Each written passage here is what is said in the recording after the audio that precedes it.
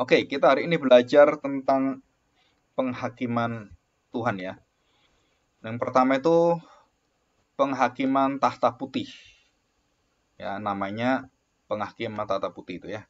Nah, di dalam bahasa aslinya itu kalau kita nanti buka ya, itu tata asli itu namanya tronos ya.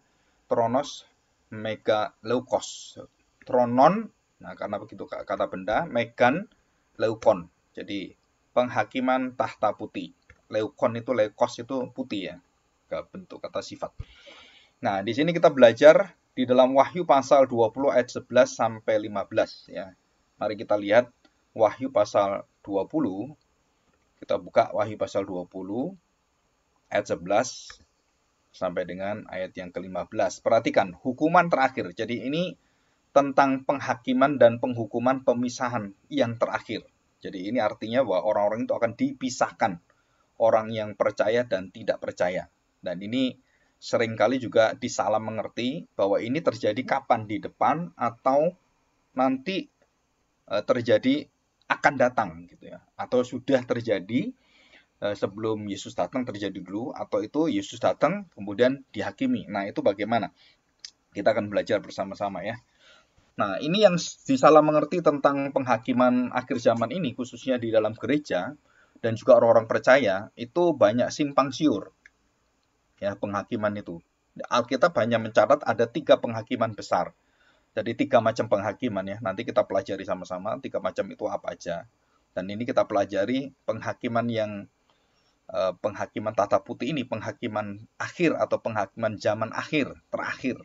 Ya, penghakiman yang akan memisahkan. Ya, di situ kita akan belajar Wahyu pasal 20 ayat 11 sampai dengan ayat 15. Demikian bunyi firman Tuhan. Dengan judul temanya hukuman yang terakhir. Lalu aku melihat suatu tahta putih yang besar, ya, tronon megan leukon, yang besar, dan dia, nah perhatikan, tadi tahta itu bentuk dari satu kedudukan Tuhan, bentuk kediaman Tuhan dan bentuk pemerintahan Tuhan untuk mengontrol, mengendalikan seluruh jagat semesta yang terlihat dan tidak terlihat, segala sesuatu. Dan itu dia yang bertahta dan duduk di atasnya. Dikatakan di sini dari hadapannya lenyaplah bumi dan langit dan tidak ditemukan lagi tempatnya. Jadi bumi dan langit itu akan sudah nggak ada ya, akan dilenyapkan. Ya, artinya diganti dengan yang baru, langit dan bumi yang baru yang diubahkan. Jadi yang lama sudah nggak ada. Itu berkaitan juga dengan manusia lama kita dan manusia baru kita. Itu juga sama ya. Dan itu dilenyapkan ya, atau bukan ditiadakan ya, tetapi digantikan sebenarnya, diubahkan. Itu lebih tepatnya seperti itu. Nah, perhatikan baik-baik ayat 12. Dan aku melihat orang-orang mati. Nah, perhatikan. Orang-orang mati, besar kecil, berdiri di depan tahta itu. Lalu dibuka sebuah kitab. Nah, ini sudah kita pelajari ya, kitab kehidupan itu ya. Lalu dibuka sebuah kitab lain, yaitu kitab kehidupan. Dan orang-orang mati dihakimi menurut perbuatan mereka, berdasarkan apa yang ada tertulis di dalam kitab-kitab itu. Jadi kitab kehidupan itu ya. Ada satu kitab lain ya, dan juga kitab-kitab yang berkaitan dengan kehidupan kita, masa depan kita, apa yang sudah kita kerjakan, itu semua di situ. Kita akan dihakimi. Bagaimana Tuhan menghakimi kita dengan perbuatan, ya, perbuatan mereka. Nah, di sini dipisahkan ada 2. Perhatikan baik-baik, ada 2.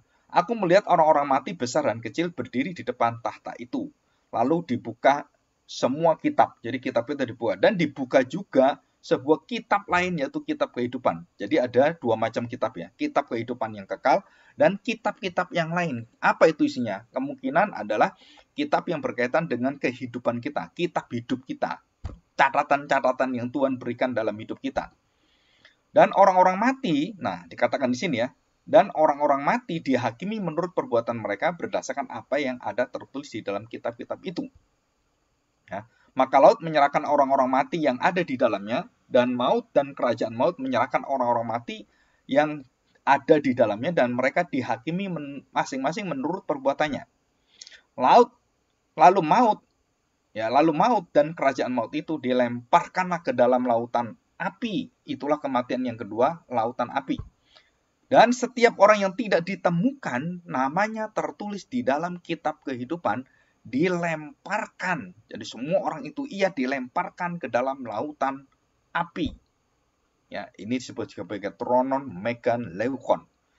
Jadi penghakiman tata putih adalah penghakiman pemisahan dan penghukuman dan pelemparan masuk ke dalam lautan api yang kekal, disebut sebagai neraka, atau dalam bahasa kita adalah kematian yang kekal. Itu akibat dari dosa Adam. Nah, itu nanti manusia akan menerima, dan barang siapa yang tidak menerima Kristus itu akan dihempaskan dan dibuang dalam api neraka yang menyala-nyala, yang tiada habis-habisnya, dan terus-menerus terpisah dan dalam kematian yang kekal. Bagaimana rasanya? Ya kita nggak perlu rasain ya. Kenapa? Karena nggak mungkin kita ngerasakan itu, karena kita sudah percaya pada Kristus, dan kita sebaliknya kita menerima satu perjamuan pesta yang agung dan satu sukacita yang besar, dan kita bersukacita dan tiada kesusahan, tiada sakit penyakit, tiada kematian, dan tidak ada semua yang berkaitan dengan dosa. Ya, itu semua di situ.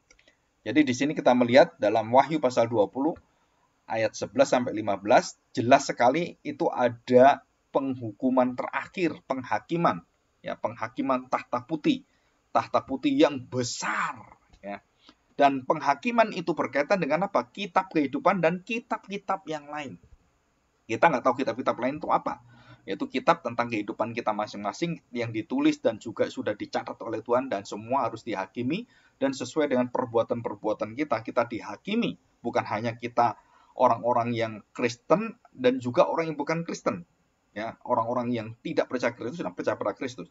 Nah, perbuatan-perbuatan mereka itulah yang menghempaskan mereka dalam kematian kekal. Sedangkan kita itu sudah dipisahkan. Nah, kita akan belajar ini nanti.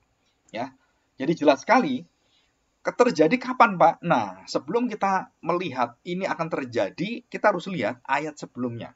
Ya, kita lihat ayat 7. Ayat 7. Nah, judulnya Iblis dihukum. Iblis dihukum. Dan ayat ini 7 sampai 10 ini mendahului ayat 11. Jadi jelas sekali penghakiman akhir itu betul-betul terakhir. Jadi semua dibereskan, semua sudah dihukum, semua sudah dihadapkan pada tahta mega leukon tronon itu, ya, tahta putih yang agung itu, dan di hadapan penghakim dan Kristus sebagai hakim itu, dan mereka harus menerima semua resiko karena mereka melawan Tuhan, ya, mereka melawan Tuhan. Jadi itu mereka harus menerima tanggungan itu semuanya, dan tidak bisa tidak mereka harus berhadapan dengan Kristus. Filipi 2 ayat 5 sampai ayat yang ke-12 dikatakan bahwa segala lidah akan mengaku dan segala lutut akan berteluk dan mengatakan Yesus adalah Tuhan Allah dan Yahweh, itu penghakim dan sang hakim. Dan itu semua akan tersujud dan semua menyembah, dan yang percaya kepada Tuhan itu akhirnya dibawa dalam kemuliaan, dan yang tidak percaya dibawa dalam kebinasaan. Nah, itu penghakiman tahta putih, yaitu penghakiman terakhir yang ketiga ini, ya. Nanti 1-2 kita akan pelajari juga. Nah, dari sini kita melihat iblis dihukum. Perhatikan ya, ayat 7. Dan setelah masa 1000 tahun itu berakhir, selesai. 1000 tahun itu selesai. Masa Yesus datang pertama dan Yesus datang kedua kali, dia datang, dan disitulah pada saat yang pas itulah, dan pada saat yang bersamaan itulah, dan Yesus waktu datang kedua kali, dia memisahkan, dia menghakimi, dan berada di tahta yang putih, yang agung, yang mulia, yang kudus. Putih menunjukkan kekudusan, dan itu akhirnya diturunkanlah satu hukuman terakhir. Ya, jadi itu 1000 tahun berakhir, selesai. Masa kasih karunia, masa pengampunan, masa keselamatan, masa Yesus sebagai juru selamat, dan dia membuka hatinya. Dan waktu iblis 1000 tahun sudah selesai, iblis di stop.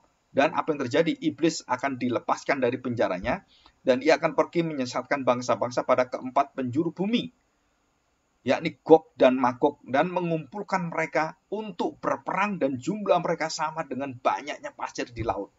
Jadi semua orang yang tidak percaya, ya, semua orang yang tidak percaya itu orang-orang yang berkumpul di bawah kuasa kerajaan kegelapan dan dipimpin oleh malaikat-malaikat jatuh dalam dosa, mereka melawan Kristus.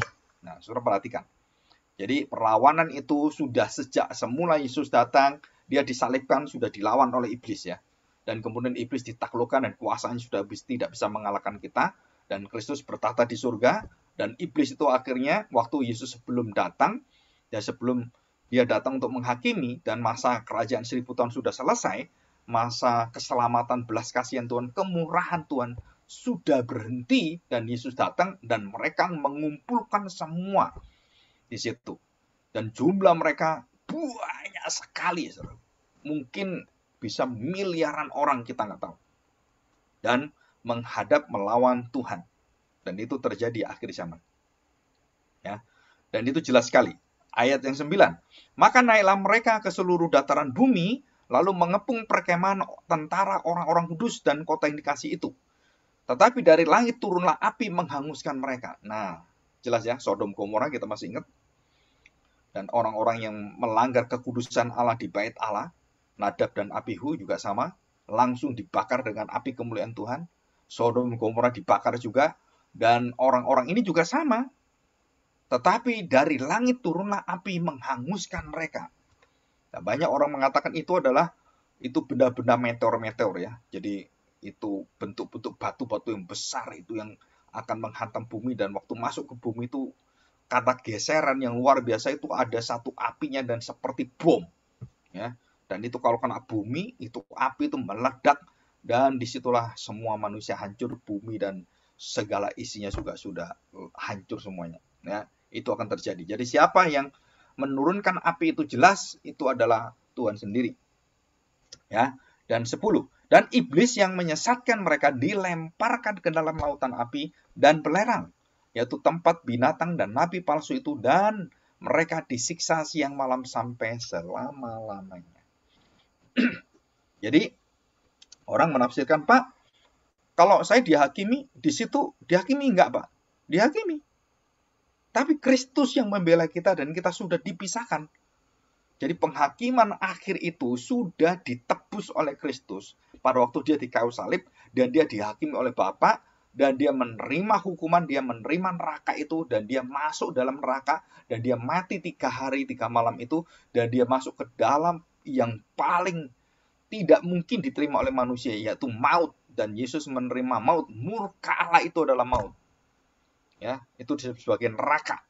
Dan dia masuk dan dia menerima itu, dan dia kemudian menanggung semua dosa kita, dan dia menerima itu. Ya, dan itu terjadi. Kapankah itu terjadi? Penghakiman terakhir, yaitu bagi kita semuanya itu waktu Yesus disalibkan, dan itulah penghakiman akhir kita yang ditanggung oleh Kristus. Jadi penghakiman yang terakhir nanti itu kita tidak kena hukumannya. Kenapa? Karena kita sudah mendapatkan jaminan darah Kristus yang menaklukkan dosa, menaklukkan perbudakan dosa, belenggu dosa, kekuatan dosa, termasuk di dalamnya adalah kematian yang kekal, penghakiman murka Allah yang kekal, tronon, megan, leukon. Itu tidak kena kita. Kenapa? Karena sudah dilakukan Kristus. Dan Kristus dihakimi oleh Tuhan di kayu salib itu, dan dia menerima itu. Dan kita yang percaya kepada dia, kita dikatakan kita akan mati bersama dengan Kristus, kita akan dibangkitkan bersama dengan dia, dan Tuhan katakan tidak ada kutuk, tidak ada kelaknat, dan tidak ada sesuatu yang memperbudak engkau, dan engkau akan dimenangkan, engkau dibebaskan. Dan bukan hanya itu, engkau lebih dari pemenang. Ya, itu ayatnya di mana? Roma pasal 8 ayat 1. Coba kita lihat ya. Roma pasal 8. Ini semua ayat firman Tuhan yang saya ngomongin ya. Hampir semuanya berasal dari firman Tuhan. Roma pasal 8 ayat 1. Demikianlah hidup oleh roh. Demikianlah sekarang tidak ada penghukuman. Tidak ada penghukuman. Tidak ada kutukan. Tidak ada laknat. Ya. Dan kalau kita ngomong dengan jelas, tidak ada murtad. Orang Kristen itu yang sungguh-sungguh tidak akan murtad. Kenapa? Karena dia akan menyesal, dia akan bertobat. Dan tidak akan pernah. Mereka tidak bisa bertobat. Tidak mungkin mereka murtad. Jadi kalau ada orang mengatakan, oh, orang Kristen bisa murtad, jadi Kristen tidak jadi Kristen. Jadi waktu dituliskan dalam kitab kehidupan, waduh Tuhan melihat, ini salah ini. Terus Tuhan kemudian menghapusnya, dihapusnya. Nah, saudara, dalam arti secara bahasa manusia memang sepertinya itu. Sepertinya Tuhan menghapuskan. Tetapi sebenarnya Tuhan itu kehendaknya tidak pernah berubah. Jadi yang ada dalam kitab kehidupan itu adalah kekal dan tidak pernah berubah. Ya, jadi kitalah yang melihat bahwa Tuhan seolah-olah akan menggantikan dan menghapus nama kita, dan itu semua adalah dalam kaitan arti kita sebagai manusia. Tuhan berbahasa seperti manusia sehingga doa-doa kita sepertinya mengubahkan hati Tuhan, mengubahkan kehendak Tuhan. Yang harusnya begini, saya berdoa, oh jadi nggak jadi. Oh saya berdoa tidak terjadi kecelakaan, saya berdoa akhirnya mama saya selamat, saya berdoa akhirnya ini semua dialihkan oleh Tuhan. Saya berdoa pesawat saya nggak terjadi kecelakaan, pesawat yang mendahului saya yang saya akhirnya diturunkan dari pesawat dan saya ganti pesawat, saya ganti bis, saya ganti kereta. Keretanya kecelakaan, bisnya kecelakaan, pesawatnya kemudian jatuh. Wah saya nggak jadi, itu pesawat saya, dan nggak tahu bagaimana Tuhan pimpin kok saya kemudian harinya ganti hari, dan bukan hari itu, saya besoknya baru saya naik pesawat. Waduh, kalau saya naik pesawat itu, waduh, saya mati. Nah, seolah-olah Tuhan itu mengubah rencananya, seolah-olah Tuhan itu mengubah kehendaknya karena ada kejadian-kejadian yang kita alami. Padahal tidak. Kehendak Tuhan, kitab kehidupan, nama kita, dan semuanya itu tidak berubah dan tidak pernah dihapus. Dan Tuhan mengatakan, tidak akan kuhapus. Ya, artinya apa? Bahwa nama orang tercatat itu sekali untuk selama-lamanya. Dalam bahasanya the aorist tense. Dilakukan sekali sudah berlalu dan dia berlaku untuk selama-lamanya dan sempurna, genap. Nah, itu namanya aorist tense. Ya, jadi jelas ya. Jadi kita jelas sekali bahwa penghakiman akhir betul-betul terakhir, dan waktu Tuhan menghakimi itu semua masa 1000 tahun sudah selesai, dan iblis melawan dia dan semua orang-orang berdosa dan mendatangi kota Allah dan menyerang tentara-tentara dan orang-orang kudus, dan Tuhan berada pada saat yang sekejap itu. Jadi bukan nanti ribuan tahun, enggak, itu terjadi dalam saat sekejap. Dan bukan seperti kita, nanti beratus-ratus tahun seperti peperangan Ukraina dengan Rusia belum selesai perang, damjum, bom-boman, terus kemudian tembak rudal gitu. Enggak ada, saudara. Tuhan enggak butuh seperti itu. Peperangan Tuhan itu hanya sekejap. Psst, udah selesai. Nah, banyak orang berpikir bahwa Tuhan itu berperang, waduh, kayaknya seperti perang Marvel gitu ya. Perang-perang seperti zamannya perang dunia kedua, ke-1, ke-3, dan mungkin ke-4 gitu. Kita kan nggak tahu. Nggak seperti itu. Tuhan berperang dengan tahta kemuliaannya, dan dia langsung dikatakan di sini, dengan sekejap dilemparkan semuanya. Hanya sesaat aja. Psst, udah selesai. Jadi kita jangan berpikir, aduh Tuhan itu nanti gimana ya? Kalau sampai Tuhan itu kalah gimana? Nggak mungkin kalah. Dan itu bukan peperangan proses.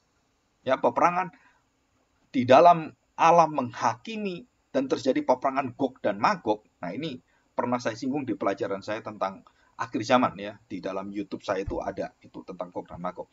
Nah, di situ ada satu peperangan yang memang di lembah yang sudah disediakan Tuhan, dan situ lembah kematian sebenarnya. Lembah Gog Magog itu lembah kematian. Lembah di mana itu Gehenna ada di sana. Lembah di mana semua orang-orang akan dimasukkan dalam hukuman yang kekal dan mengerikan sekali. Maka Yohanes, Rasul Yohanes, waktu melihat ini dan pemandangan ini, dia nggak kuat melihatnya. Kenapa? Dia merasakan satu kengerian yang luar biasa. Satu kebinasaan yang dia sendiri nggak tahan, dia, dan dia tersungkur, dia sujud, dan dia tidak bisa berani lihat lagi. Tapi tetap harus lihat. Ya, malaikat datang dan kemudian menguatkan Yohanes, Rasul Yohanes, dan dia harus melihat itu semuanya. Saudara, itulah berkali-kali Yohanes tersungkur, menangis, waktu melihat seluruh pemandangan, nggak tahan dia. Dan itu juga kita. Jadi kalau kita punya hati mengabarkan Injil, sebenarnya hati kita adalah hati melihat mereka dimurkai Tuhan, dan itu mengerikan sekali. Saya pernah berkali-kali berbicara dengan anak-anak saya. Ya, anak-anak saya dan juga teman-teman keluarga, ponakan saya, dan semua yang ada yang sudah Kristen. Dan saya beritahu, jangan sampai kalian terpisah dari iman Kristen. Kenapa? Kalau sampai terpisah, aduh, saya nggak kebayang. Kamu kalau tidak mau percaya pada Kristus, dan kamu tidak menerima berita sukacita pengampunan itu, dan kamu bisa diberi kuasa untuk mengalahkan dosamu dan perbudakan dan terikat dengan dosamu itu. Aduh, Nggak kebayang gimana kamu. Bahkan Yohanes tidak berani lihat dan sujud, apalagi kita. Ya, jadi bagus sekali kalau kita melihat ini semua ya. Jadi kita ada satu kekuatan yang luar biasa, pengharapan dari Tuhan bahwa kita betul-betul melihat bahwa ini adalah satu hukuman yang sangat mengerikan. Dan tak terbayang bagaimana mengerikannya. Karena kita tidak masuk di sana. Itu kita melihat orang dihukum mati aja udah ngeri sekali. Melihat orang digebukin aja kita sudah, aduh. Apalagi lihat Tuhan Yesus yang berdarah-darah seperti itu. Aduh, kita nggak tahan. Ya, dan itu akan Tuhan lakukan bagi orang-orang yang menolak Kristus, menolak penderitaan Kristus, menolak kesengsaraan Kristus, menolak Kristus yang memenangkan itu semuanya, dan dia mengambil semua kesakitan, kepedihan, dan betul-betul itu kengerian yang luar biasa. Ya, dan Tuhan Yesus melakukan semua untuk kita. Dan inilah penghakiman. Jadi penghakiman itu sudah diterima Kristus, maka semua penghakiman akhir zaman itu harus melalui Kristus. Jadi kita tidak dihakimi lagi. Kenapa? Pada penghakiman pemisahan orang-orang masuk neraka dan orang-orang bersama dengan Tuhan di dalam surga yang mulia.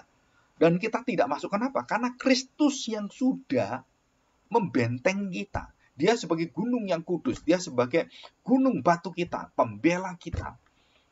Dan jelas sekali dikatakan di sini, hidup oleh roh. Jadi demikianlah sekarang tidak ada penghukuman bagi mereka yang ada di dalam Kristus. Saudara, dijamin oleh siapa? Kristus. Roh yang memberi hidup telah memerdekakan kamu dalam Kristus dari hukum dosa dan hukum maut. Jadi ada kekuatan dalam daging kita ini yang mengikat kita. Apa itu? Hukum maut yang memberikan kita kematian kekal di lautan api itu. Dan kedua, hukum dosa yang mengikat kita dan menikmati dosa itu. Dan itu dimerdekakan, itu dilepaskan, itu dibubarkan oleh Tuhan. Ya, kalau bahasa dari Rasul Paulus dikatakan dalam 1 Korintus 15, sengat maut dipatahkan, sengat maut itu dimatikan. Jadi racunnya itu ditawarkan, bisa ular gitu kan? Itu kalau ular kan bisanya. Itu yang mematikan itu di anti bisa, anti racun. Jadi antibiotik gitu kan. Dan bisanya itu dikasih darah Yesus, bisanya itu nggak bisa apa-apa, mati dia. Jadi, hei maut di mana sangat. Ya. Jelas sekali ya. Jadi kita tahu hal ini. Nah, kita lihat di dalam ayat yang ke-11 ya, Roma pasal 8:11. Dan jika roh dia yang telah membangkitkan Yesus dari antara orang mati diam di dalam kamu. Jadi kan darah Yesus menjamin kita. Dan roh daripada yang membangkitkan Kristus, Roh Kudus itu. Jadi Yesus itu dibangkitkan siapa? Ini pernah saya singgung kan? Di dalam Galatia dikatakan dia dibangkitkan oleh Bapa. Di dalam Roma pasal 8 dia dibangkitkan oleh siapa? Oleh Roh Kudus. Ya, jelas sekali. Dan di banyak ayat Yesus bangkit dengan sendirinya. Jadi Yesus dibangkitkan siapa? Dia membangkitkan diri, dibangkitkan Roh Kudus, dan dibangkitkan oleh Bapa. Ya, itu ada YouTube-nya saya. Itu saya bahas secara khusus.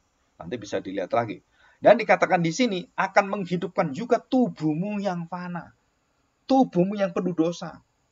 Yang dulu sarx. Ya, bahasa Yunani-nya itu sarx, S-A-R-X, sarx. Tapi tubuhmu itu soma. Soma itu yang akan mengubahkan semuanya. Dalam tubuhmu itu Kristus, tubuh Kristus, soma Kristos, dan dikasih kepada tubuh kita soma antropos. Ya, soma dalam tubuh kita yang mati dalam dosa itu, kemudian Kristus menghidupkan soma kita, tubuh kita, manusia baru kita. Ya, dan disitulah Kristus memberikan nyawanya, memberikan darahnya, memberikan dagingnya, daging dan darahnya. Dan kita akhirnya bangkit. Luar biasa. Ya. Dan diam di dalam kamu. Ya. Nah, dikatakan di sini ada jaminannya apa? Coba kita lihat ya. Ayat 13, sebab jika kamu hidup menurut daging, kamu akan mati. Tetapi jika kamu hidup menurut roh, kamu akan mematikan perbuatan-perbuatan tubuhmu, kamu akan hidup. Mematikan yang mematikan kita, yaitu dosa yang mematikan. Dengan apa? Dengan kuasa darah Kristus dan Roh Kudus. Ya, itu jelas sekali, baru kita bisa. Ya. Nah, oke, kita lihat ayat yang ke 28. Ya, Roma 28. Kita tahu sekarang bahwa Allah turut bekerja dalam segala sesuatu untuk mendatangkan kebaikan bagi mereka yang mengasihi Dia, yaitu bagi mereka yang terpanggil sesuai dengan rencana Allah. Jelas. Jadi kita ini di dalam kebaikan dan panggilan pilihan Tuhan, semua memberkati kita. Dan tidak pernah Tuhan merancang kejahatan dan menghancurkan kita. Termasuk kematian yang melanda kita, kematian melanda keluarga kita, orang tua kita, papa, mama kita, nenek kita, kakek kita, anak-anak kita, dan semua kematian. Seperti Ayub, seperti Daud yang melihat anaknya mati, gitu kan. Semuanya itu kebaikan bagi kita semuanya. Dan itu adalah kasih Tuhan yang begitu besar kepada orang-orang yang mati di dalam Kristus. Ya, dan itu jelas sekali. Ya, oke. Nah, kita melihat sekarang ayat 37. Tetapi dalam semuanya itu kita lebih daripada orang-orang yang menang oleh Dia yang telah mengasihi kita. Ya, Kristus itu. Bapa mengasihi kita melalui Kristus. Sebab aku yakin bahwa baik maut maupun hidup, baik malaikat-malaikat maupun pemerintah-pemerintah, baik yang ada sekarang maupun yang akan datang, dan kuasa-kuasa baik yang di atas maupun yang di bawah, ataupun sesuatu makhluk lain tidak akan dapat memisahkan kita dari kasih Allah yang ada dalam Kristus Yesus Tuhan kita. Ya, jadi ini jelas ya. Oke, kita lihat ini ya. Nah, dari hal seperti ini kita tahu bahwa kita tidak dihukum, kita tidak mendapatkan laknat, kutukan, dan tidak ada lagi kutukan bagi orang Kristen. Jadi kalau kita katakan, wah kamu dapat kutukan ya, mamamu dulu mempersembahkan kamu itu ke kuil, mempersembahkan kamu ke lenteng, ke vihara, ke apa itu yang dinamakan tempat-tempat untuk yang tumbal gitu kan. Wah kamu itu anak tumbal, anak kutuk. Nah, saudara, waktu kita percaya pada Kristus, itu semua dilepaskan secara otomatis. Jadi kalau ada orang mengatakan, ayo doa kelepasan, ayo kita dilepaskan. Saudara, itu bagi orang-orang yang lemah imannya mungkin masih bisa. Tapi kita yang sudah percaya nggak perlu lagi dilepas-lepaskan. Kenapa? Karena ada roh di dalam diri kita yang besar, yang menjanjikan tadi kita baca. Tidak ada hukuman, tidak ada kutukan, tidak ada laknat. Dan kita ini sebagai pemenang, lebih dari pemenang. Kita mampu mengalahkan belenggu dosa kita, kita mampu mengalahkan semua kelemahan-kelemahan kita.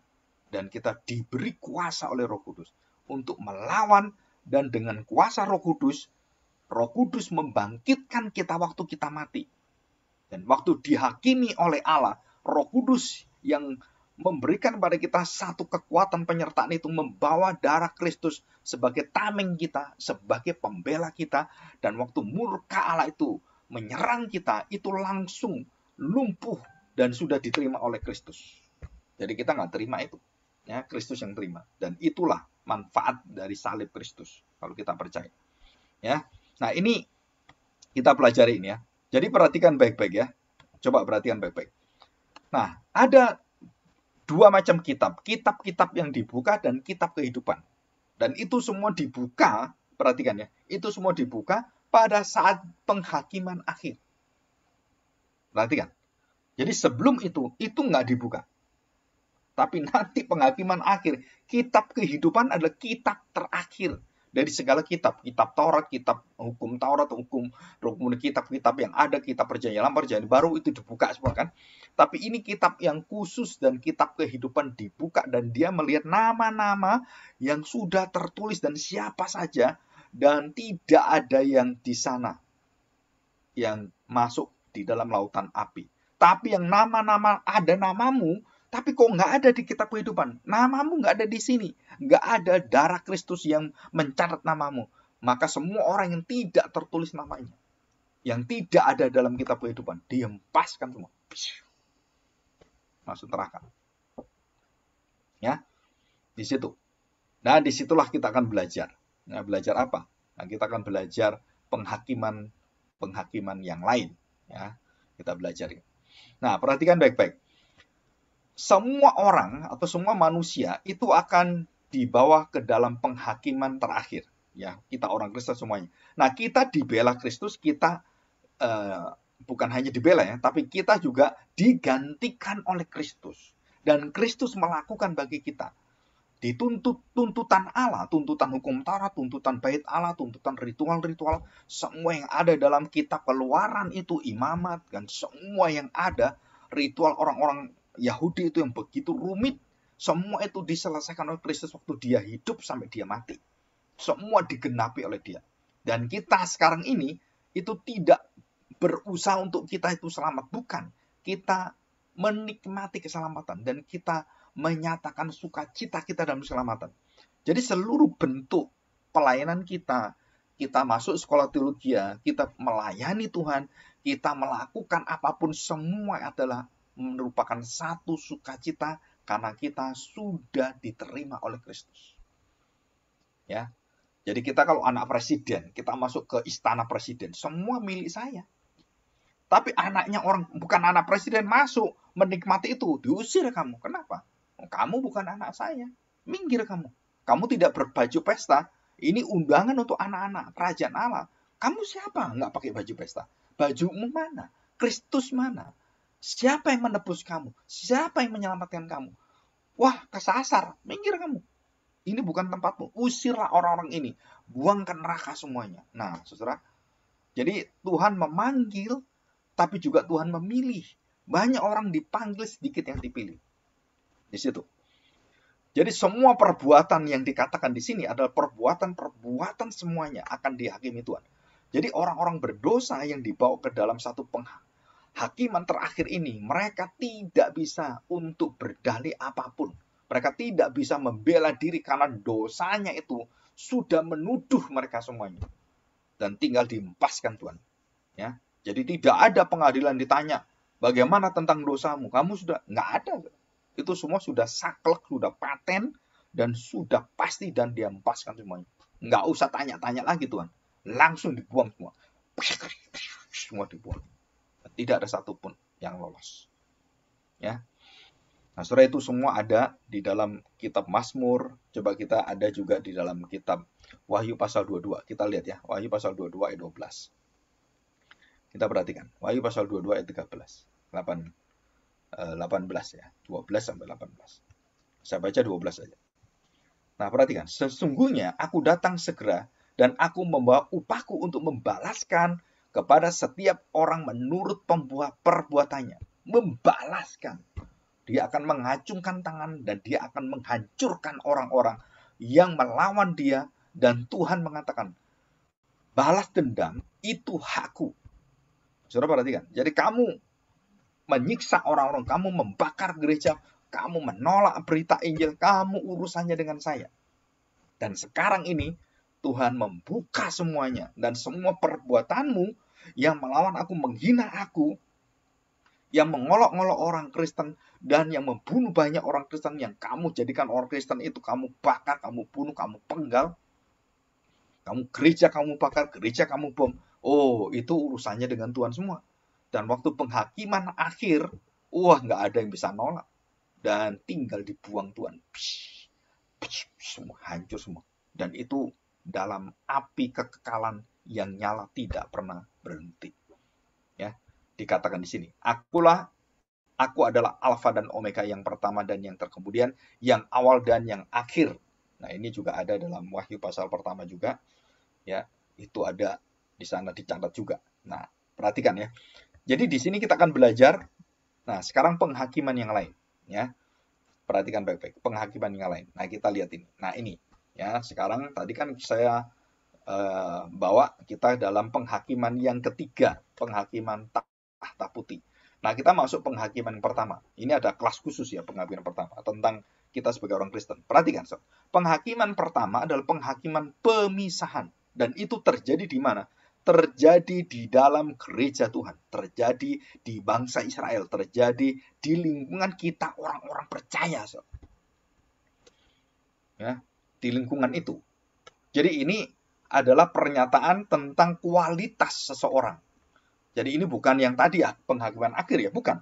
Ini pemisahan yang ada. Jadi yang ada di mana? Antara kambing dan domba, dan itu di kandang. Gadis bijaksana, gadis bodoh, itu di lingkungan gereja. Saudara, sangat mengerikan. Saya kalau belajar ini, itu kadang-kadang Saya itu melihat gereja-gereja itu sembarangan hidup seenaknya sendiri. Padahal mereka tidak tahu kamu dihakimi Tuhan. Dan banyak orang-orang yang berkedudukan tinggi di gereja, yang hidupnya sembarangan, dan banyak orang-orang yang menghina hamba Tuhan, memecat hamba Tuhan, mengeluarkan hamba Tuhan. Saudara pikir perbuatan saudara tidak ada efeknya? Oh, itu nanti ditanya oleh Tuhan. Kamu ini kambing atau domba? Kamu itu gandum atau ilalang? Dan tidak boleh dicabut oleh Tuhan, karena yang cabut Tuhan, bukan kita. Jadi kita nggak bisa menghakimi orang itu.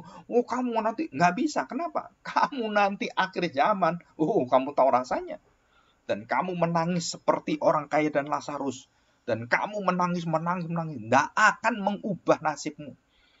Wah, saya kalau khotbah tentang disiplin gereja, wah itu banyak orang itu marah-marah dan telinganya merah, mukanya merah dengan saya. Dan beberapa kali saya keluar dari gereja itu karena mereka tidak disiplin, dan saya tetap mengatakan bahwa dosa adalah dosa, dan semuanya, saya nggak peduli kamu ketua majelis, wakil kamu siapapun, penatua, dan kalau itu dosa adalah dosa. Kamu pendeta senior atau kalau dosa itu dosa. Jadi namanya dusta-dusta. Jadi kalau kamu ngomong kamu pendeta senior, ngomong nggak benar, dan kalimat-kalimat nggak benar, kemudian ngakali orang semuanya, saya katakan saya menentang itu semua. Sudah. Kenapa? Karena nanti kalau bukan saya akan dihakimi Tuhan. Dan kalau saya tahu itu salah dan saya berdiam, dan saya diam aja nggak mau ngomong, berarti saya yang dihakimi Tuhan. Jadi kalau kalian tahu kebenaran, dan kamu tahu ngerti kebenaran, dan kamu harus memihak pada kebenaran, yang kudus di hadapan Tuhan, yang adil itu, maka kita harus berada dalam kebenaran. Kita nggak bisa diam aja, bukan urusan saya, biarin aja urusannya. Nah ini urusannya kamu, bukan urusan saya. Kamu tahu bahwa orang itu benar, kamu tahu dia itu salah, dan kamu tahu betul menurut firman Tuhan, wah ini orang ini gak rendah hati, orang ini suka menghakimi, orang ini suka hoax, suka ngata-ngatai, suka ngerumpi, suka waduh gak bener ini omongannya bohong. Nah saudara perhatikan, di dalam penghakiman akhir dikatakan orang-orang pendusta itu masuk neraka semua, dan itu dicatat dalam Alkitab semua loh. Pendusta, orang-orang yang penyembah berhala pendusta itu masuk neraka semuanya. Hukum ke-9. Nanti ini kita bahas ini ya, di perjanjian lama, di Luga Perjanjian Lama. Ya, kita akan bahas tentang masalah dusta. Itu sangat sulit sekali, karena kita sudah suka ngeles. Omongan kita dari kecil itu udah nggak jujur. Ya, dan itu kalau kita dibuka, waduh, kita sakit hati. Dan kita seperti Tuhan Yesus. Ya, mereka sakit hati, akhirnya bunuh Tuhan Yesus. Dan sama, saya juga akhirnya tanda petik dibunuh di dalam gereja. Karena kita menyuarakan kebenaran, kita yang dibuang dari gereja. Padahal batu-batu penjuru itu harusnya menjadi batu yang membangun gereja. Dibuangi, Kristus dibuang, orang-orang percaya yang sungguh-sungguh dalam Tuhan dibuangi semua. Nah, saudara di sini katakan, nah itulah akan dijadikan satu pemisahan yang besar sekali. Kita lihat Matius 25 ayat 31. Ya, perhatikan. Matius 25 ayat 31. Penghakiman terakhir. Apabila anak manusia datang dalam kemuliaannya dan semua malaikat bersama-sama dengan dia, maka ia akan bersemayam di atas tata kemuliaannya. Ya, penghakiman akhir. Dan ini bukan akhir yang seperti kita lihat dalam kitab Wahyu. Ya, ini penghakiman juga. Ya, ini penghakiman pemisahan. Ya, dan juga berkaitan dengan penghakiman akhir. Ini semua satu penghakiman. Ya, 3 macam tapi satu penghakiman. Penghakiman di dalam Kristus, ya, penghakiman Kristus Sang Mesias.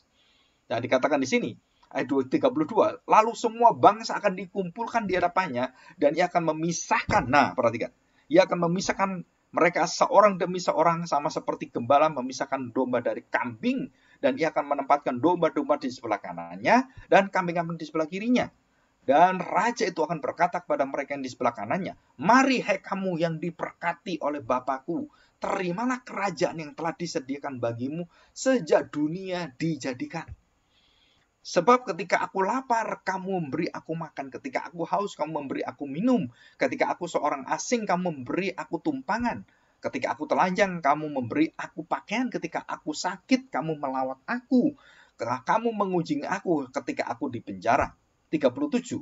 Maka orang-orang benar itu akan menjawab dia katanya, Tuhan, bila manakah kami melihat engkau lapar dan kami memberi engkau makan atau haus dan kami beri engkau minum? Saya kok gak melihat Tuhan. Nah, orang-orang yang melakukan hidup yang penuh dengan anugerah tidak pernah memperhitungkan kebaikannya dan tidak pernah mengingat kebaikannya. Dia melakukan sungguh-sungguh karena Tuhan. Dan waktu Tuhan ingatkan, waktu aku telanjang, loh, kapan Tuhan? Saudara, ini adalah orang yang memberi tangan kirinya atau tangan kanannya, tidak menagih janji, tidak menuntut, dan betul-betul ikhlas, betul-betul dengan sukacita, sukarela, karena dia sudah diselamatkan. Ya, ayat 36. Dia katakan, bila manakah engkau sebagai orang asing dan kami beri engkau tumpangan, dan itu jelas semuanya. Bila manakah, bila manakah. Ya, ayat 40. Dan raja itu akan menjawab mereka, aku berkata kepadamu sesungguhnya, segala sesuatu yang kamu lakukan untuk salah seorang dari saudaraku yang paling hina ini, kamu telah melakukannya untukku. Dan ia berkata juga kepada yang di sebelah kirinya.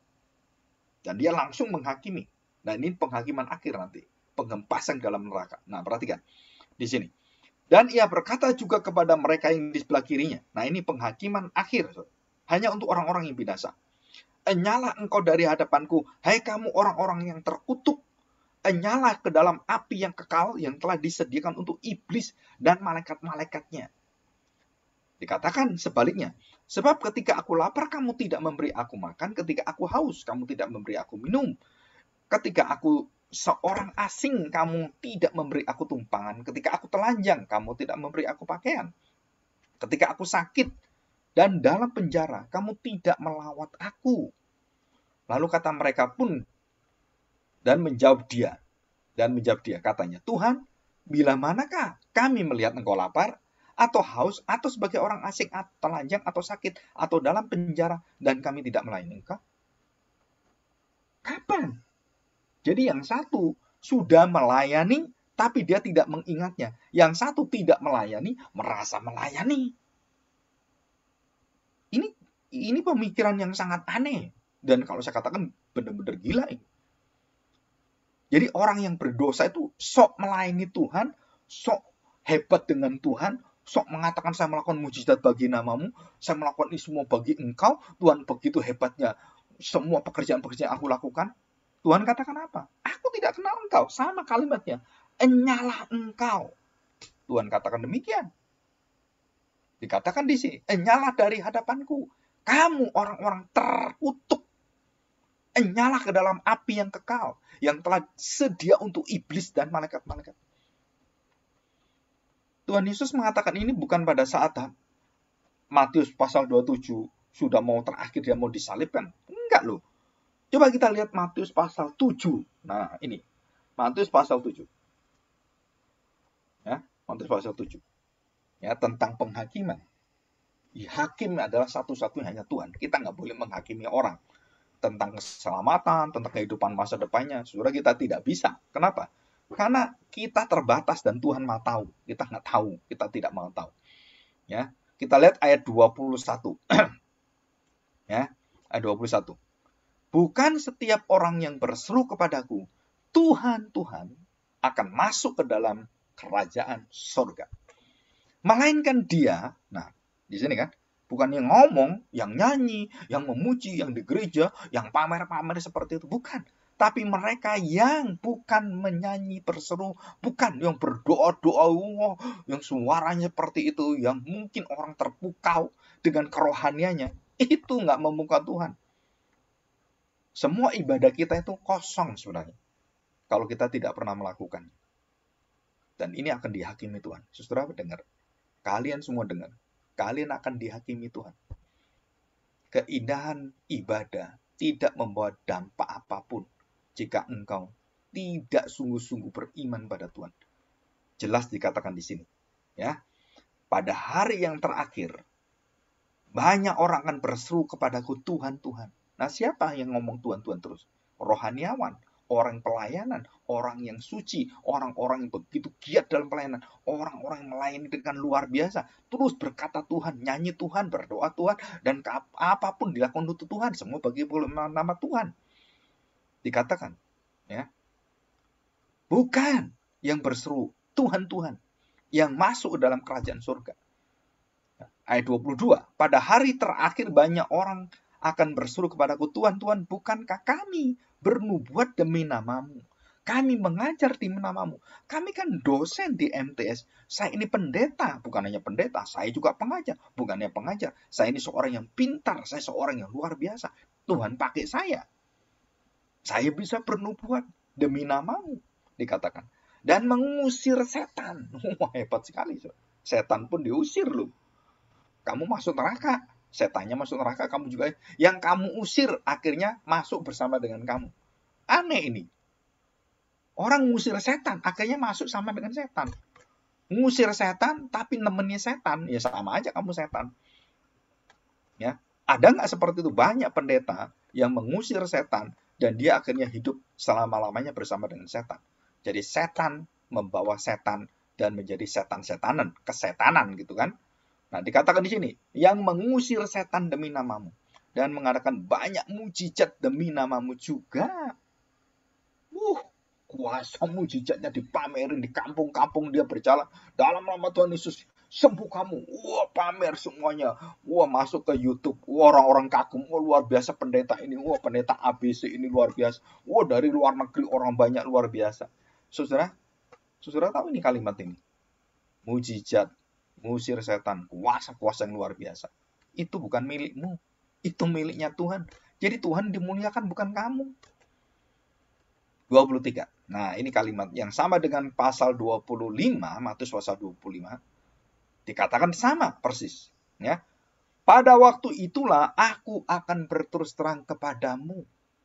Terus terang kepada mereka dan berkata, aku tidak pernah kenal mereka. Aku tidak kenal kamu semuanya. Siapa kamu? Enyalah daripadaku. Kamu sekalian dikatakan apa? Pembuat kejahatan. Jadi pendeta-pendeta yang mengandalkan mujizat, yang menuhankan mujizat, yang mengidolakan mujizat, yang mengidolakan suka ngusir-ngusir setan, yang hebat luar biasa, yang mengidolakan pengajaran-pengajaran teologi-teologi yang hebat-hebat itu, saudara, itu pembuat kejahatan semua. Ini mengerikan loh. Kalau kita belajar firman Tuhan, dengar firman Tuhan, dan hal seperti ini, waduh, jadi Pak, pendeta-pendeta yang saya kagumi itu pembuat kejahatan semua. Iya. Kenapa? Karena pada saat Tuhan Yesus mengatakan, di mana kamu? Pada saat aku lapar, aku haus, aku di penjara, aku dalam kesusahan, di mana engkau? Aneh sekali Tuhan. Dan ada orang mengatakan, wah, berarti gereja kita ini harus mengartikan orang-orang miskin, Pak. Dan pelayanan sosial gospel. Wah, begitu, Pak. Injilnya tuh Injil sosial. Wah, semuanya memperhatikan sosial, ngasih makan, ngasih minum. Saudara, sama juga, saudara. Dan itu bukan seperti itu, saudara. Walaupun itu bagian daripada orang beriman yang melakukan kebaikan betul. Tapi itu bukan Tuhanmu.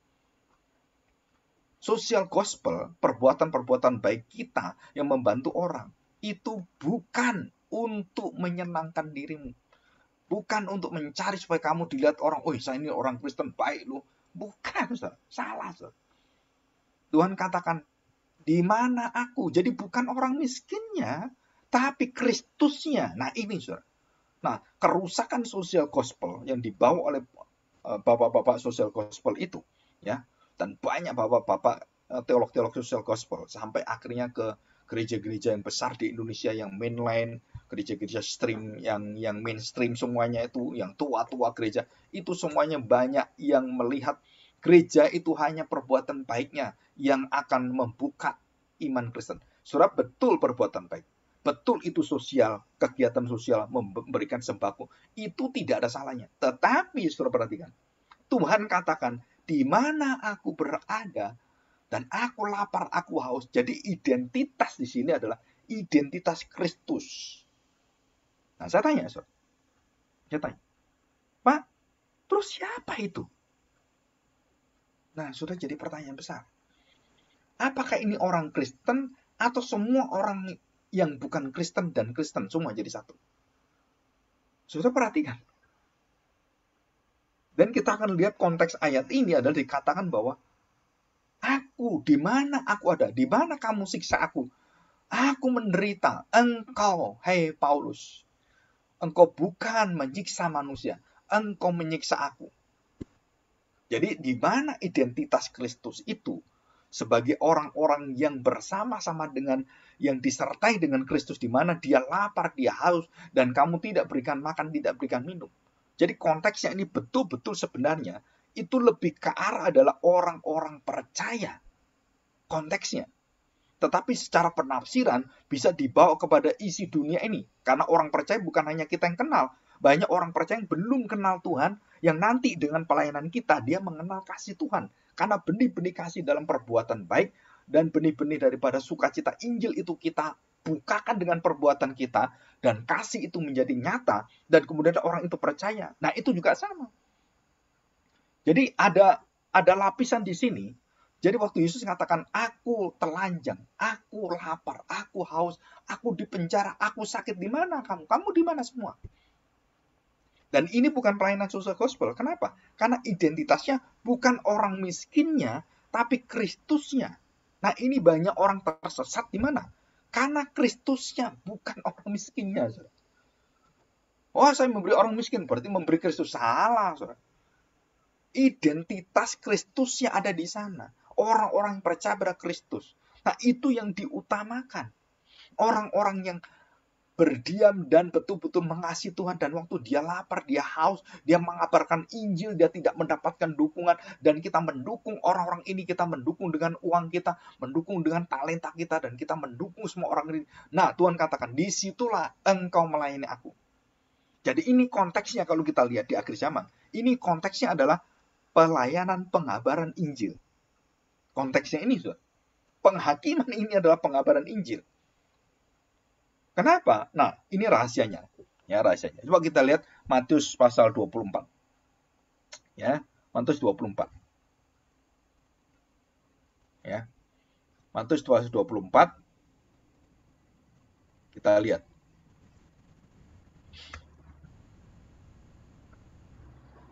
Kedatangan anak manusia ya, sebentar. Nah, ayat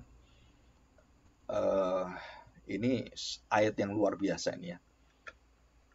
Ya, ini tentang penyesatan. Nah, perhatikan Matius 24 ayat 14.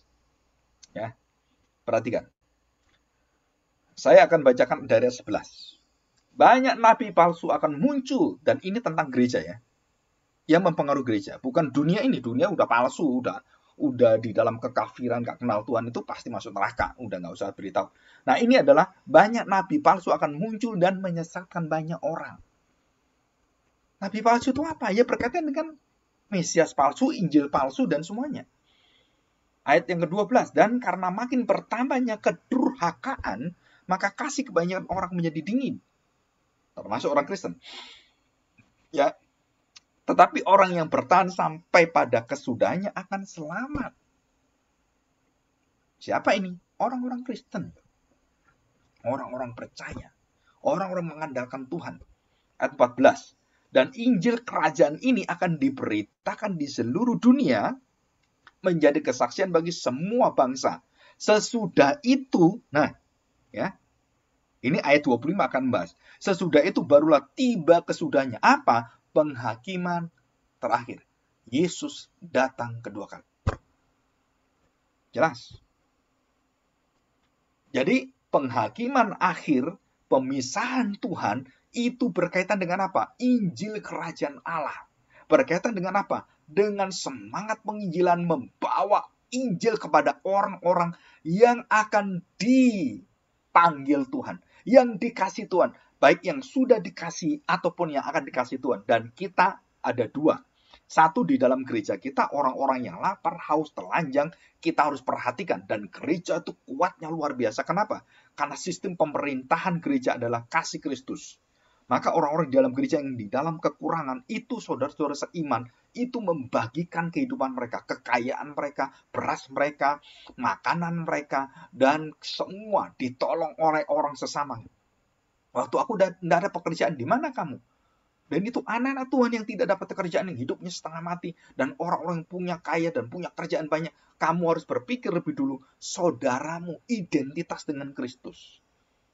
Kamu harus dahulukan itu. Orang-orang yang mencintai Tuhan, yang di dalam kesengsaraan. Nah, perhatikan dia. Apalagi dia orang-orang yang mengabarkan Injil, yang membawa damai, dan kakinya itu penuh dengan satu perjuangan dan penderitaan. Dan di situ membawa berita sukacita. Nah, orang-orang seperti inilah yang harus diperhatikan. Aku adalah mereka semuanya. Nah, yang kedua, lapisan yang lebih luar apa? Dan bukan hanya orang yang di dalam gereja yang kita tahu. Dan orang-orang yang Tuhan kasih kita nggak tahu siapa dia. Dan kita juga mengasihi mereka. Dan disitulah Injil akan sampai pada kegenapannya. Dan kalau kita sudah ngabarkan Injil, kan semua manusia sudah dengar Injil. Dan seluruh manusia yang sudah dengar Injil. Dan pada saat waktunya, Tuhan mengatakan, aku akan datang. Dan kemudian menghakimi semua. Jadi ini penghakiman pertama. Penghakiman apa? Pemisahan. Ini termasuk penghakiman pengudusan, ya. Jadi siapakah yang akan dibenarkan, akan dipanggil, dipilih, yang ditetapkan Tuhan, yang akan dimuliakan, yang akan dikuduskan Tuhan. Nah, ini adalah pemisahan, penghakiman pemisahan. Ya, kita ketiga sudah tahu kan, penghakiman terakhir yang sekejap itu. Nah, sekarang yang kedua. Kita lihat ya. Penghakiman yang kedua. Ya, perhatikan. Kedua adalah penghakiman terhadap pekerjaan orang-orang Kristen yang disebut sebagai penghakiman Bema Kronos Kristos. Penghakiman tahta Kristus. Disebut Bema. Bema itu bahasa aslinya. Ya, kita lihat 2 Korintus pasal 5. Nah, saudara, kalau saya menjelaskan ini, kalian harus hati-hati. Ya. Jadi kalian akan ada pemisahan pertama kali, kalian akan dihakimi yang kedua, pekerjaan kalian akan dihakimi Tuhan. Kamu malas, kamu suka membuang waktumu, kamu suka melakukan yang santai-santai, dan kamu tidak bekerja yang luar biasa untuk Tuhan, dan kamu tidak melayani dengan sukacita, dengan semangat bagi Tuhan, kamu malas-malasan, asal-asalan melayani Tuhan, asal-asalan sekolah, saudara, engkau akan dihakimi Tuhan. Jangan enak-enak kamu. Ya, ini. Ya, ada 3 macam penghakiman. Nah, kita akan belajar ini. 2 Korintus pasal 5 ayat yang ke-10. Ya. Saya bacakan dari ayat yang ke-6. Ya, ayat ke-6. Maka oleh karena itu hati kami senantiasa tabah, meskipun kami sadar bahwa selama kami mendiami tubuh ini, kami masih jauh dari Tuhan. Sebab hidup kami ini adalah hidup karena percaya, bukan karena melihat. Tetapi hati kami tabah dan terlebih suka. Kami beralih dari tubuh ini untuk menetap pada Tuhan. Sebab itu juga kami berusaha, baik kami diam di dalam tubuh ini maupun kami diam di luarnya, supaya kami berkenan kepada Kristus. Dan kami selalu memberitakan Kristus, kemuliaan Kristus, supaya berkenan pada Kristus. Nah, ayat 10 ini penting, saudara. Sebab kita semua, semua loh orang Kristen. Ini bukan orang di luar Kristen. Ini semua orang Kristen. Akan dihakimi pekerjaanmu. Semua pekerjaan pelayananmu, hidupmu. Dan semua yang kamu lakukan, apapun yang kecil, detail-detail semua. Yang kamu orang nggak tahu, kamu melakukan dosa-dosa yang sembunyi-sembunyi. Apapun dosamu itu. Dosa perzinahan, dosa pornografi, dosa pencurian, dosa kebencian dalam hati, dendam dalam hati, itu semua Tuhan tahu semua. Ya, perhatikan. Sebab kita semua harus menghadap tahta pengadilan Kristus, supaya setiap orang memperoleh apa yang patut diterimanya sesuai dengan yang dilakukannya dalam hidupnya, baik ataupun jahat. Dan inilah 3 macam penghakiman. Penghakiman pertama, penghakiman pemisahan di dalam gereja. Jadi identitas orang Kristen dan bukan Kristen. Dan dipisahkan. Kambing, domba, gandum, ilalang, gadis bijak dan gadis bodoh, orang dalam kegelapan dan orang yang sungguh-sungguh di dalam terang, orang yang manusia yang penuh dengan kemarahan, kebencian, keserakahan, dan manusia yang penuh dengan buah Roh Kudus. Dan itu semua dipisah oleh Tuhan. Pisah. Ya, dipisah. Dan waktu Tuhan memisahkan itu, ada 2 penghakiman Yang satu penghakiman pada orang-orang percaya, dan yang satu ada penghakiman akhir terakhir untuk orang-orang yang dibinasakan. Jadi perhatikan ya, Tuhan memisahkan orang Kristen dan bukan orang Kristen, gandum dan malang dipisahkan, ya. Dan itu pemisahan itu dimulai dari mana? Di gereja, ya. Di gereja itu dibersihkan, didisiplin. Orang yang tidak mau disiplin di gereja, tidak mau hidup kudus, nah kamu didisiplin. Kalau kamu pernikahan sudah hamil terlebih dulu, kamu harus didisiplin. Kamu tidak kudus, kamu melanggar kekudusan Tuhan, dan kamu harus didisiplin. Dan kamu tidak boleh, dan ada konsekuensi, kamu menikah dan kamu sudah berzina terlebih dulu. Dan kemudian kamu harus diajar, kamu harus mengakui dosamu di depan jemaat, dan itu semua disiplin gereja. Kalau tidak dilakukan, kamu keluar dari gereja. Dan kamu akan diserahkan pada iblis. Nah, saudara, ini semua disiplin gereja. Dan waktu penghakiman pertama, pemisahan Allah itu, pemisahan di dalam Kristus, semua jelas dan identitas kita, KTP alamat rumah dunia atau alamat rumah surgawi, KTP surga, ya, digital KTP.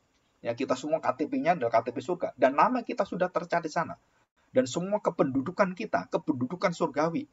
Ya, semua kependudukan kita bukan duduk di dunia ini, itu kita duduk bersama dengan Bapa di surga, dengan anak dan semuanya. Ya, kita bersama-sama di sana. Dan itu adalah pemisahan identitas yang Kristen dan yang bukan Kristen, yang asli. Ya. Dan kemudian terjadilah dua macam penghakiman. Penghakiman kepada orang-orang yang berdosa, yang bejat luar biasa, perbuatannya itu yang betul-betul mengerikan itu, yang tanpa mengenal belas kasihan dan sangat sadis itu, dan rakus serakah semuanya. Nah, itu akan dibebaskan Tuhan dalam penghakiman tahta putih, bema. Penghakiman tahta itu yaitu tronon megan lekon, ya, lekon, artinya tahta putih yang besar. Dan itu semua memisahkan dan menghempaskan orang-orang berdosa, orang-orang jahat, setan, iblis semua dalam lautan neraka. Nah, sedangkan kita dihakimi dengan penghakiman kedua. Jadi iblis dan semua orang berdosa penghakiman terakhir. Dan kita dihakimi dengan penghakiman, tetap dihakimi sama dengan mereka. Nah, ini penghakimannya. Apa penghakiman? Penghakiman pekerjaan kita di dalam kekudusan dan di dalam seluruh karya Kristus. Dan kita akan menerima upah. Ya, di sini nggak ada upahnya, mati. Nggak ada upahnya, neraka nggak ada upahnya. Apa diupah nggak ada. Nah, di dalam kita dihakimi yang tahap yang kedua, kita dihakimi pada tahap kedua, karena tahap yang ketiga ini kita sudah nggak dihakimi bersama dengan Kristus. Kristus, kita dihakimi dalam Kristus. Nah, tahap kedua, kita dihakimi akan seluruh kesungguhan, keseriusan, dan betul-betul kita, apakah saya ini mengikut Yesus dengan sungguh-sungguh. Nah, semua pekerjaan kita, pelayanan kita akan diberi upah oleh Tuhan. Nah, ini penghakiman, pengupahan. Ya, semua perumpamaan tentang Tuhan memberikan upah. Seorang pekerja yang datang pagi hari, ya, jam-jam 6, terus jam 9, kemudian jam 12, jam 3, dan jam 5. Ada 5. Dan kemudian yang jam terakhir dikasih 1 dinar. Yang kedua dikasih 1 dinar. Dan jam selanjutnya, dan yang paling lama juga dikasih 1 dinar. Marahlah yang terakhir. Nah, ini adalah pemisahan. Pemisahan apa? Betul-betul pekerja atau bukan. Kalau dia pekerja, dia bersyukur kalau ada orang di dalam kesengsaraan tidak punya kerjaan sampai sore jam 5. Mereka tidak punya kerjaan. Itu kasihan, anak-anaknya lagi lapar semuanya, istrinya juga, semua keluarga dalam kesulitan. Dan dia dapat kerjaan cuma 1 jam dan diberi kemurahan oleh pemilik perusahaan itu. Yang punya semua kerjaan itu, yang punya ladang. Oke, kamu kerja, nggak apa-apa 1 jam. Dan tetap dikasih $1. Ya.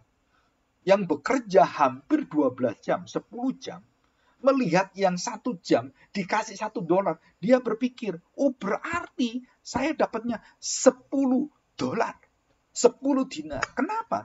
Karena dia mendapatkan 1 jam 1 dinar. Kalau saya 10 jam, harusnya saya 10 dinar.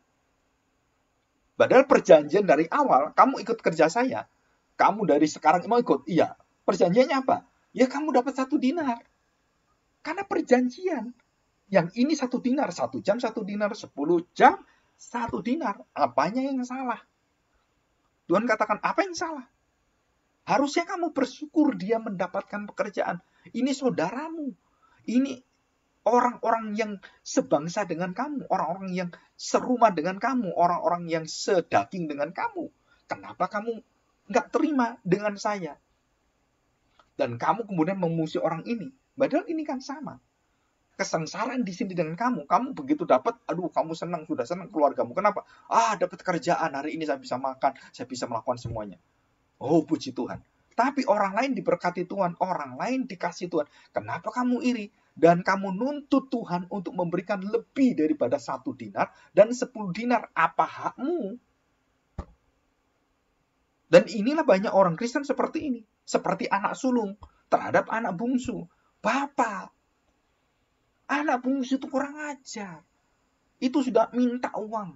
Nggak bener dia. Dia berfoya-foya dengan pelacur. Dia berjudi. Wah, dia hidup sekarang ini. Lihat ini. Anak ini sudah hancur hidupnya. Kenapa Bapak terima? Apalagi Bapak pestakan. Aku bersama Bapak. Aku melayani Bapak bertahun-tahun. Aku capek loh, Pak. Aku ini orang yang sungguh-sungguh mencintai Bapak. Kenapa Bapak nggak mau pestain saya? Kenapa Bapak diamin saya terus? Nggak pernah penghargaan kepada saya. Saudara, ini sama dengan yang tadi talenta dengan orang yang awal ini. Dia betul-betul bersyukur dapat 1 dinar. Oh, haleluya. Anak bungsu datang kepada orang tuanya. Wah, dikasih, disambut, dan kemudian dikatakan, aku sambut engkau jadi anakku. Dan semua dikasih, semua haknya dikasih cincin, dikasih jubah. Dan semua dipestakan luar biasa. Karena orang yang bertobat 1 orang, surga bersuka cita, seluruh malaikat menyanyi-nyanyi. Tetapi yang sulung, yang bekerja 10 jam, hatinya jahat. Mengata-ngatai orang itu. Dia kan berdosa. Dia kan memboroskan uang Bapak. Dia kan nggak tahu diri. Kenapa disambut seperti ini? Kok saya nggak disambut? Nah, ini juga sama. Kenapa itu 1 dinar? Kenapa saya kok nggak 10 dinar? Kan saya lebih susah. Saya kan bekerja lebih besar. Nah, orang-orang seperti ini dikatakan oleh firman Tuhan, dihempaskan dan dimasukkan dalam penghakiman tahta putih. Perhatikan baik-baik. Dan dikatakan di sini, mereka dilemparkan ke dalam neraka.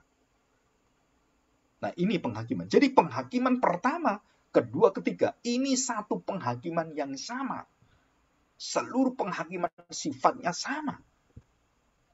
Penghakiman apa? Penghakiman yang penuh dengan belas kasihan, penuh dengan pengampunan, penghakiman penuh dengan anugerah Tuhan yang luar biasa. Jadi kalau kita melihat orang terpilih, orang dikasih Tuhan, dan orang dapatkan 1 dinar dengan hanya bekerja 1 jam 1 dinar, kita bersuka cita. Kenapa? Oh, puji Tuhan, kamu diberkati Tuhan, kamu ditolong walaupun sudah terakhir. Kita nggak bisa iri dengan penjahat di sebelah kanan Tuhan, sebelah kiri atau kanan, kita nggak tahu ya. Sebelah Tuhan Yesus itu yang bertobat. Dan kita iri, kenapa Tuhan itu sudah jahat, udah ngolok-ngolok kamu.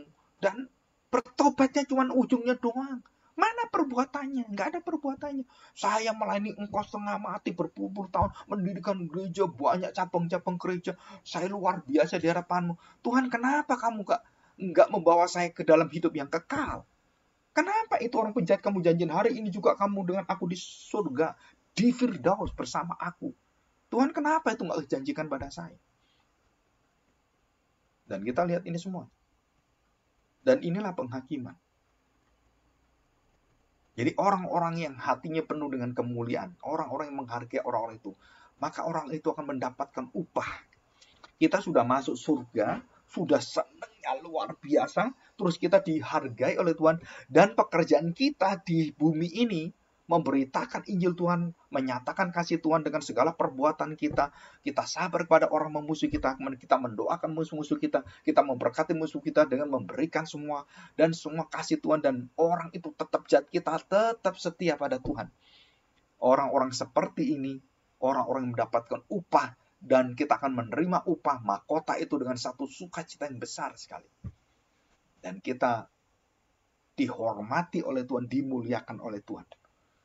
Dan kita menerima itu semua. Jadi Rasul Paulus dengan kita beda. Dan kita nggak boleh iri. Kenapa? Ya memang Rasul Paulus mati-matian sampai disiksa, sampai tubuhnya tuh digebukin persis seperti Tuhan Yesus. Dia nggak mati.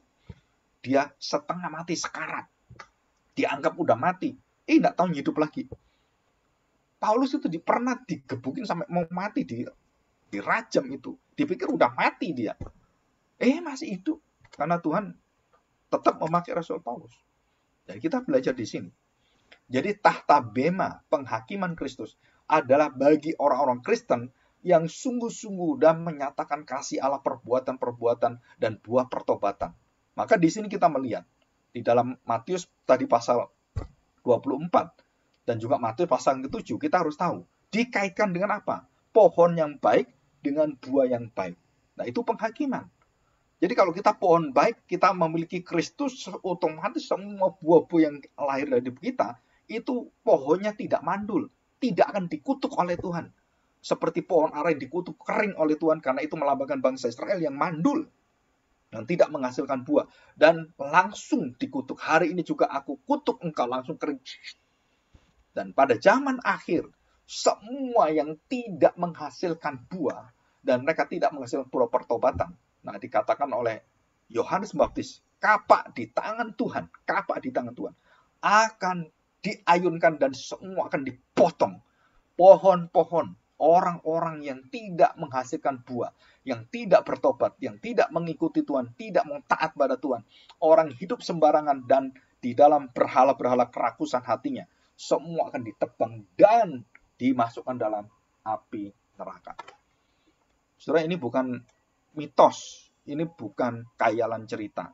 Ini ada di depan kita. Dan setiap orang, termasuk kita semua, kamu semuanya, antri menuju kematian dan penghakiman Tuhan.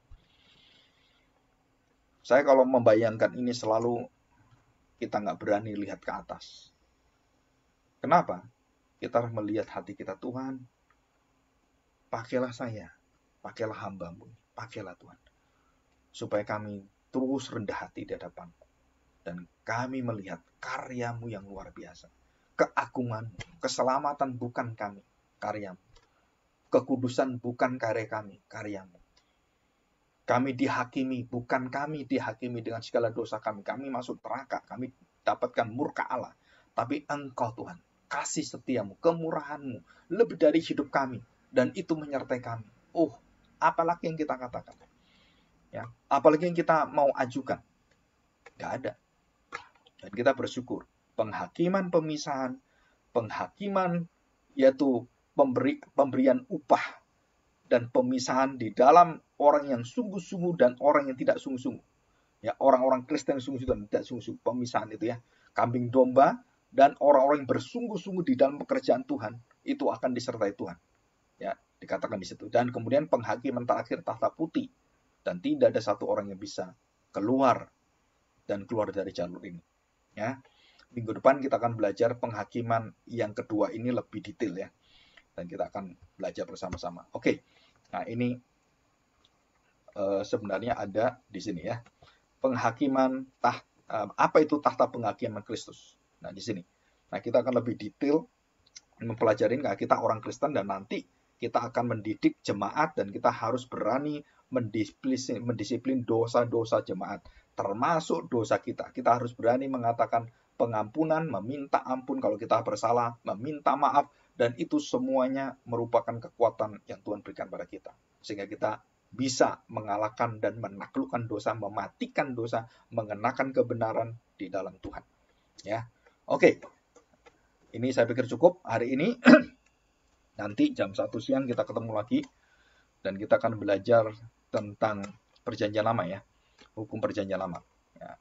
Nabi-nabi, saya pikir semua sudah diwakili dan sudah selesai. Kita akan bahas tentang satu kekudusan Tuhan di dalam perjanjian lama. Yang hati yang takut akan Tuhan. Ya, nanti kita belajar jam 1. Ya, jam 1 siap semuanya. Nanti makan-makan dulu dan istirahat sebentar. Nah, kita jam 1 ketemu. Oke. Kalau ada pertanyaan silakan.